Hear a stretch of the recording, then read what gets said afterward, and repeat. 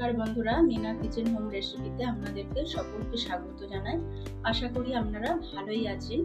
এখানে গ্যাসটা চালু করে দিয়েছি, কড়াটাও বসিয়ে দিয়েছি। কড়ার মধ্যে পরিমাণ মতন সর্ষের তেল দিয়ে দিয়েছি। গরম তো পড়েইছে, বুঝতেই পাচ্ছেন। গরমের মধ্যে কার ভালো লাগে রান্নাঘরে দাঁড়া। এখানে তেলটা গরম হয়ে গেছে। কাঁচা লঙ্কা একটা দিয়ে দিলাম, কালো জিরে দিয়ে দিলাম, পরিমাণ মতো রসুন দিয়ে দিলাম,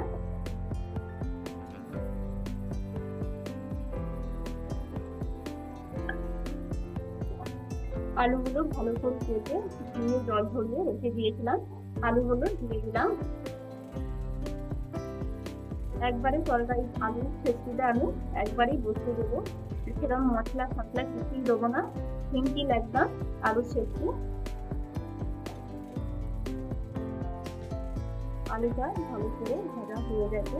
আর সকালের দিকে সবাইয়েরই কাজ থাকে, মা বোনেদের সবাই কাজ থাকে সকালবেলাটায়। তো সকালবেলার জন্য টিফিন করার জন্য এইভাবেই আপনারা চটজলদি আলুর ছেঁচড়ি বানিয়ে নেবেন। দেখবেন কত সুন্দর খেতেও লাগে। তেল ঝাল মশলা একদম কম। পরিমাণ মতো হলুদ দিয়ে দিলাম,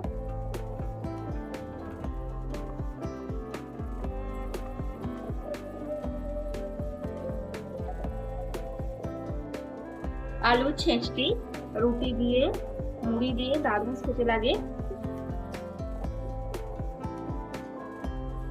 জল দিয়ে দিলাম,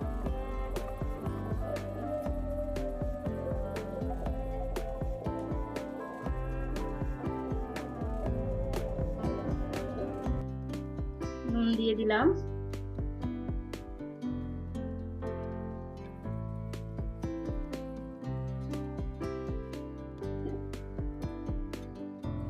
চাপা দিয়ে দিলাম। 1 মিনিটের মতন চাপা দিয়ে রাখবো। দেখবো আলু ছেঁচড়িটার কতটা কি সেদ্ধটা হয়েছে। আলু ঢাকনাটা খুলে দেখবো কতটা কি আলুটা সেদ্ধটা হয়েছে।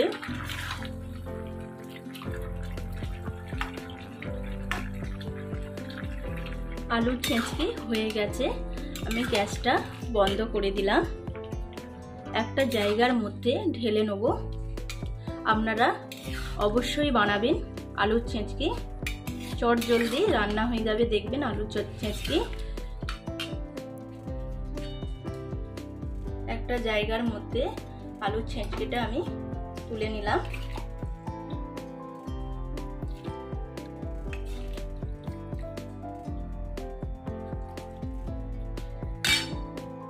আলুর ছেঁচড়ি হয়ে গেছে, একটা জায়গার মধ্যে ঢেলে রেখে দিয়েছি। আপনারা অবশ্যই বানাবেন বাড়িতে আলুর ছেঁচড়ি। ভালো লাগলে অবশ্যই লাইক কমেন্ট করে জানাবেন মিনা কিচেন হোম রেসিপিতে। আজ এই পর্যন্তই। ভালো থাকবেন, সুস্থ থাকবেন, সাবধানে থাকবেন। নমস্কার।